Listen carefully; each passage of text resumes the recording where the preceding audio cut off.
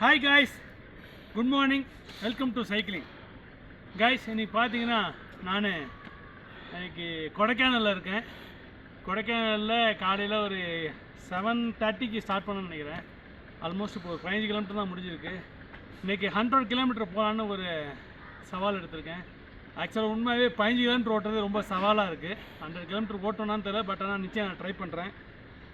வழக்கமாக சொல்கிற மாதிரி தான் சீக்கிரமாக நம்ம டெல்டா சைக்கிளிங் கிளப்பில் வந்து ஜாயின் பண்ணி உடம்ப ஃபிட்டாக வச்சுங்க கைஸ். இந்த சைக்கிளை பற்றி பார்த்தீங்கன்னா, நம்ம ஒரு இண்டிவிஜுவல் எல்லா ரெசார்ட்டில் தங்கியிருக்கோம்.